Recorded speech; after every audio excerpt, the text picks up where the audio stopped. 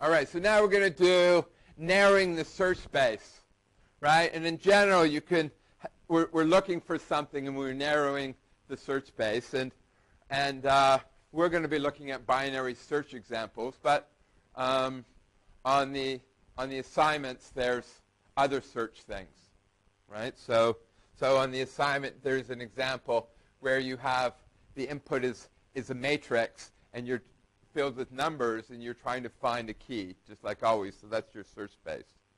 And the rules here are each row is sorted, and each column is sorted, right? So if this is 5, then 8. These numbers are bigger, and these numbers are bigger, right? So then the question is, can I do binary search? Can I, right?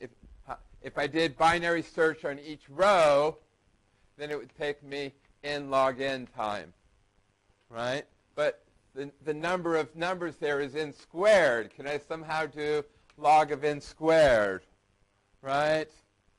And I think that's in the homework assignment. If it's not, I should give it to you. So you can think about that. Anyway, we're trying to narrow the search space down here. And so here, the key is, what should my search space be, right? So here, we're going to say, right, the input, in this case, is sorted. And you're trying to, and you have a key. You're trying to find the key, right? You should all know that we do binary search. We're going to maintain a sublist. And don't complain that I didn't do binary search very well. It's not the scale. I just try to fit our working example onto the screen, right? So, but what are we requiring? What's our loop invariant? Is our loop invariant saying that the key that we're looking for is in the search space? Can we say that? Why not?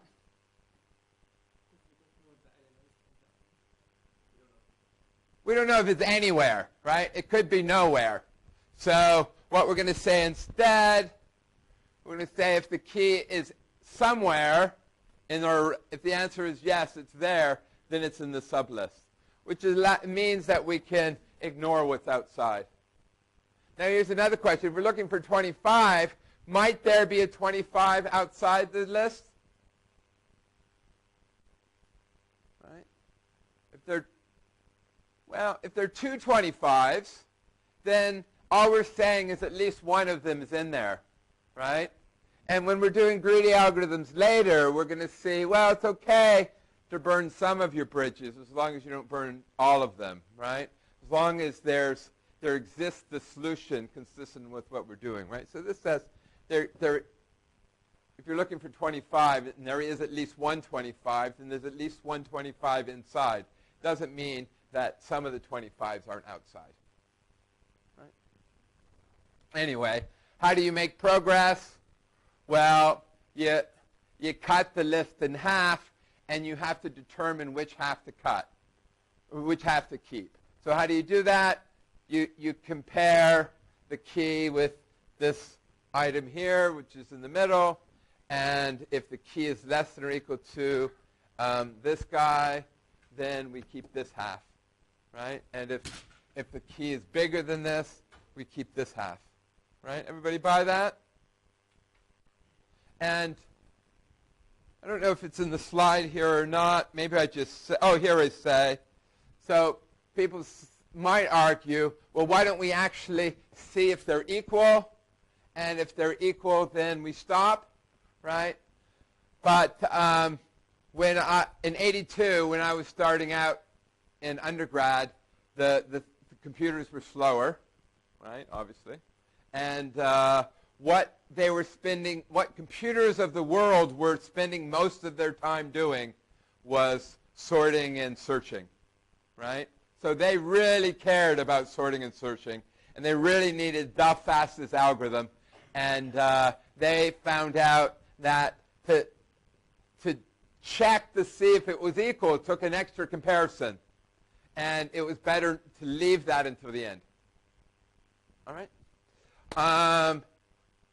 So about 5 years ago or so, I heard what the computers were doing the most now. Now it might be blockchain, I don't know, or cryptocurrency, right?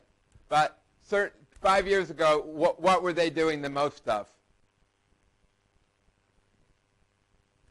I heard it was the U.S. government trying to break into your passwords.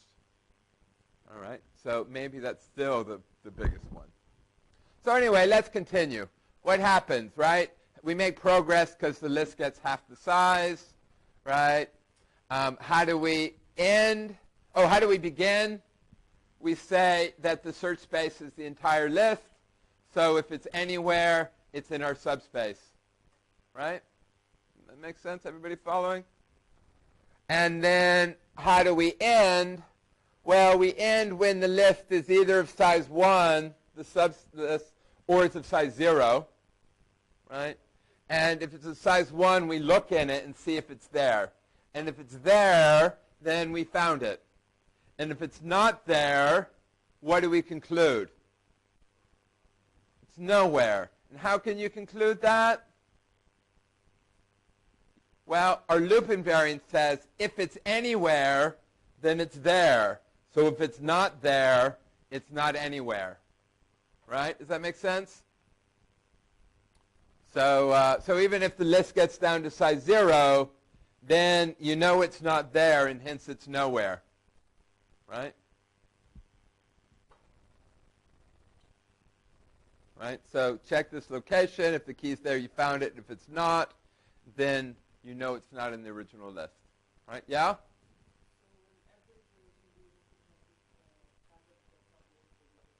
Yeah. Yeah.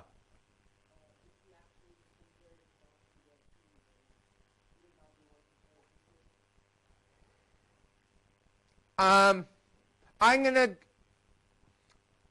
go with I don't know, but the nuances of why you don't do inequality.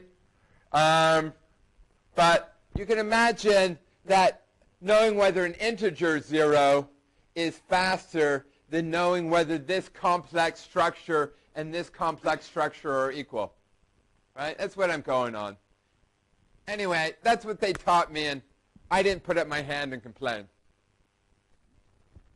All right, so what's our running time now? Right, we start with a list of size n. Each time step it comes down by a factor of 2. So one thing you should all know is how many times you divide by 2 to get to 1. It's it's log n. Right, everybody get log n time? And here's the code. It's pretty straightforward. Any questions? All right, before we go on, another thing that happened in my first year 82 class was they stated, and again I didn't question them, they stated that they got experts to code up binary search and 80% got it wrong, right? And so we want to think now about why they might have gotten it wrong, right? So I talked to my advisor about what she does in her class. She gives a long, long, detailed anal proof of formal proof of correction, right? And I'm not advising that because this is just binary search, and if you take that long to prove binary search is correct, then you have no hope in proving that each of your programs is correct, right? And so maybe a formal computer can do all that cranking for you, right? All I'm advising here is a little care, right? And what is the care? Is just give a little thought to, am I establishing the loop invariant, right? Am I maintaining the loop invariant while making progress? Right? Am I getting the post condition, right? You have to be aware of these things, right? So let's just go through some bugs that I came up with that are possible bugs. All right, so I said that the loop invariant says that we're storing, we know a sublist, right? And so the implementer now gets to decide how to remember that, right? How to implement that. And how do you remember the beginning of the list? Well, we're going to have some I could index the first guy in the list, or it could index the guy before the list, right? And similar at the other end, right? Does this matter, do you think? Which you do? Doesn't feel like it matters, does it? Right? So I'm going to claim either of these. There's 4 options there, in fact. Any of them would be a fine loop invariant that you could maintain and deal with, right? Changes the code, but there is something that's very important. And what's that?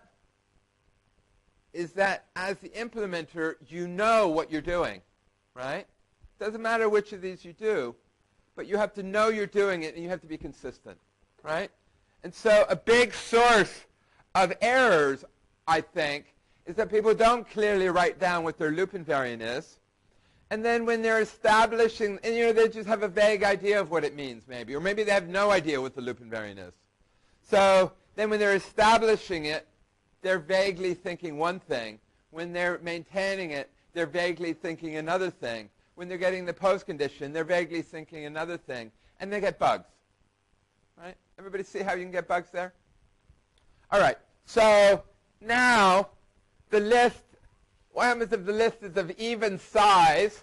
So the algorithm is to cut the list in half and to determine one half or the other. And it says to compare it with a middle item. So do we round down or we round up? Is this our middle or is this our middle? Does it matter? He says it matters. He says it doesn't matter. Right? I'm going to go with one of there are various laws out there that physics like, and I like too, is you think, well, symmetry, laws of symmetry, well, if it works this way, I turn everything around, it should work the other way, right? So I'm going to go with it doesn't matter. So if it doesn't, the standard thing to do is to round down, right? So just because we said it doesn't matter, let's round up. All right? So that's good. So here's our code. Everybody happy with this algorithm?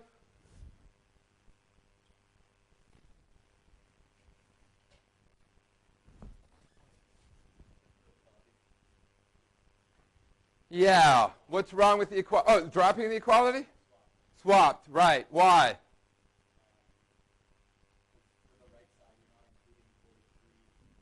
Exactly. Hey, I think you might be the first person who's gotten this. All right? So here, it's the equality that I'm concerned about. Right? So suppose these are equal. Right?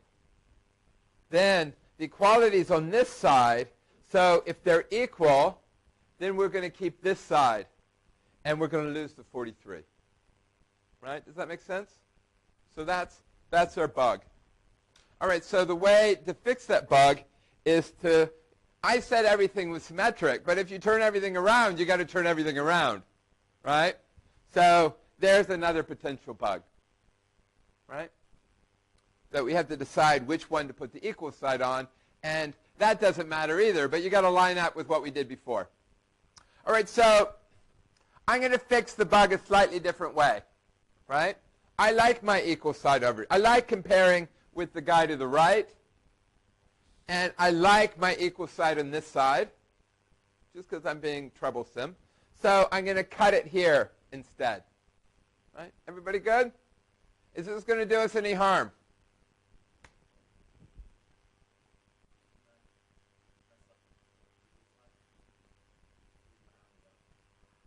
Well, here's my algorithm now. Right? I'm going to round up, so that's the one. The thing is of even length, so that's the middle. And I'm going to round up, so I can compare with this guy.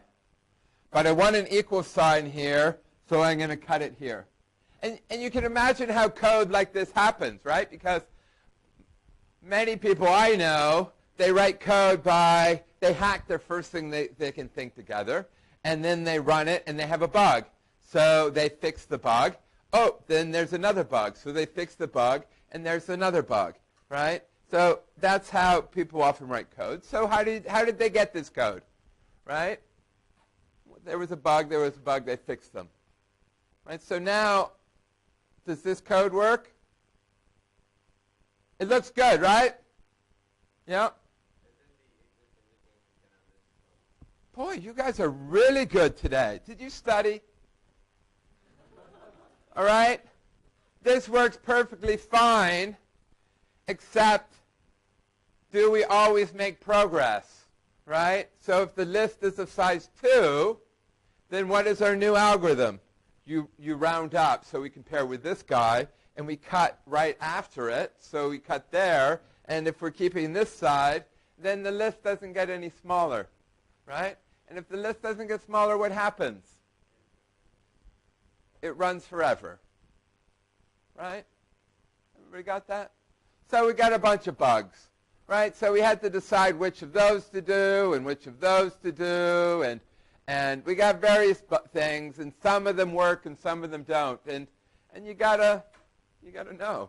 And I don't know, at some point I calculated if you did all of these things randomly, then the probability of getting it right was a quarter, which kind of lines up with the 80%.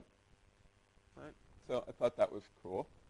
Anyway, one of the morals here I've said already, right?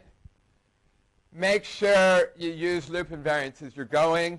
Know what your careful with what your loop invariant and your definitions are. Make sure your loop invariant's always maintained, right? How do you establish at the beginning? Take a few steps. What is the middle step? Is it? What are the last steps doing, right? Check that it's always being maintained, and that in all those places you're always making progress.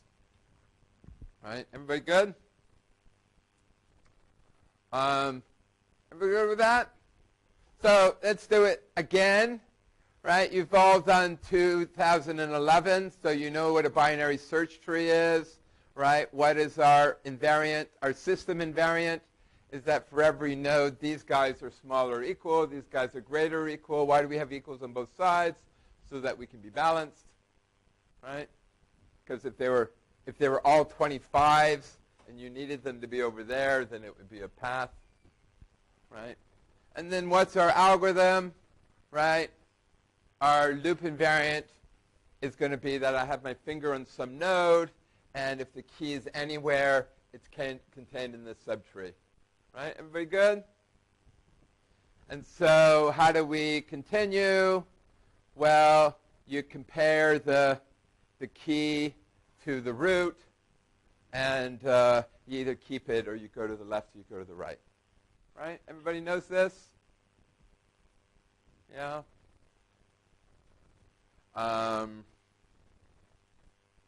So we did that. All right, so here's another one. We're going to do a magic trick, and I was told that, what's that young professor's name? Jackie. Jackie was one of my students in 3101. So I can say that he was young. And I was on the hiring committee to hire him. So anyway, I've told that Jackie made people implement this already. Right? So some of you might, do you know? Anyway, it's a card game. Did you implement this? No? All right, well, good. So that's my son, and he got a book from my mother, which was a book of magic, and it had this card game, and I immediately said, this is perfect for this course. And the magic trick said at the top, nobody knows why this trick works. I was like, come on, guys, just take my course. But what was funny is that we're going to see how now that you're going to have to do 3 rounds, and the book said to do only 2 rounds, so that's why they didn't know why it worked, because it didn't. Anyway, I wrote to the book publisher, and they never got back to me. So anyway, here, let's do this magic trick. All right? So what I do is I lay out the cards in this, looking like this, facing up, so everybody can see what the numbers are. I ask one of you to choose one of the cards without telling me which card it is, right? And of course, I'm going to do magic to tell you which card you're doing, and nobody knows why it works, right? So what's our loop invariant? My loop invariant is I know one of those is the card, right? Everybody good? So the guy can see the cards. I ask him which card, which column the card is in, and he tells me, and so I've narrowed my search space down, right?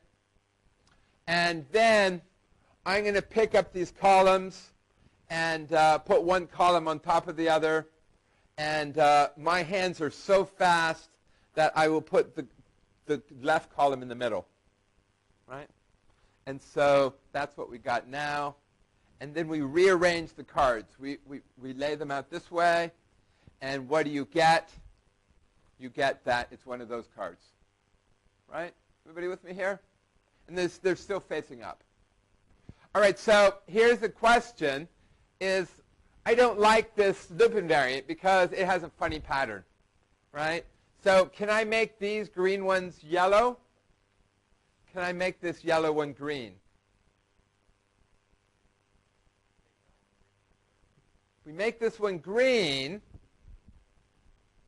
then I claim it's still true, right? Because we were saying that the card is one of those, and now I'm saying it's one of those, which clearly follows from the last thing, right? I'm kind of forgetting, that it's not one of those in cards. And why do I do that? Well, I'm rounding my integers, and I want my data structure to be clean, right? All right, so it's one of those. We ask him again, which column? He says the right column. It narrows it down. I quickly pack them up with that column in the middle. I spread them out again, right? I ask him which column. He tells me it's that column. I put it in the middle. I then count out the cards. And when I get to the middle card, I say, is this your card? And he says, wow. Everybody got that? Magic. Math.